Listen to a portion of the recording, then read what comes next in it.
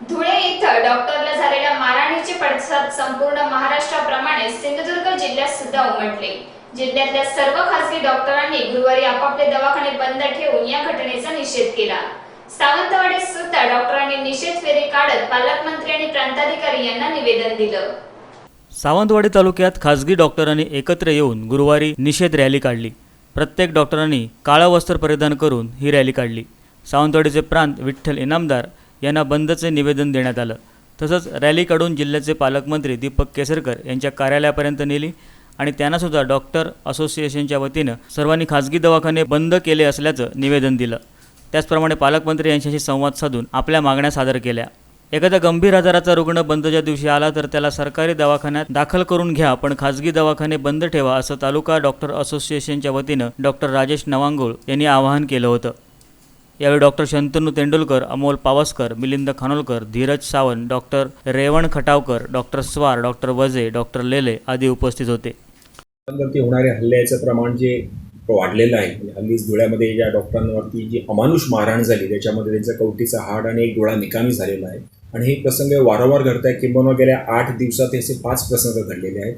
मग ते सरकारी हॉस्पिटल असो किंवा खाजगी रुग्णालय असो, रुग्ण दगावला म्हणजे डॉक्टरांच्या चुकीनेच दगावला अशी जी समज होती आणि लोकांचा जो एक व्हायलन्स किंवा हिंसात्मक त्याचा जो बिहेवियर असतो तो अतिशय चुकीचा आहे। यासाठी शासनाने डॉक्टरांना संरक्षण द्यावं आणि एक अशा संरक्षण असलेल्या अशा वातावरणात आम्हाला काम करता यावं अशी आमची माफक अपेक्षा आहे।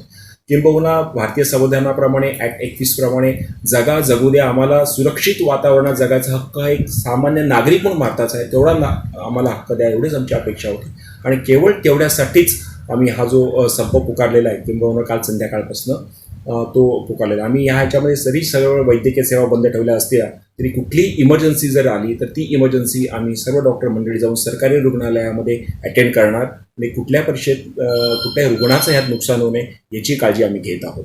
कारण आता आम्हाला दुर्दैवाची गोष्ट अशी की गेल्या 5 वर्षामध्ये जवळपास 56 असे गंभीर गुन्हे घडलेले आहेत, पण या गुन्ह्यामध्ये एकही आरोपी आतापर्यंत कन्व्हिक्ट झालेला नाही। म्हणजे कुठेतरी जो कायदा झालेल्या डॉक्टरांवरती होणाऱ्या हल्ल्याचा त्याचा व्यवस्थित पद्धतीने तो राबवला जात नाही, कुठेतरी त्याच्यामध्ये लॅक्युने राहत आहेत, ते काढावेत अशी आमची माफत अपेक्षा आहे, जेणेकरून समाज आणि डॉक्टर याच्यातली दरी जी वाढत चालली आहे ती दरी वाढणार नाही आणि हे दोघे एकत्र येतील, यांची नाळ परत एकदा बांधली जाईल अशी आमची माफत अपेक्षा आहे आणि त्याबाबत फार सकारात्मक आहोत।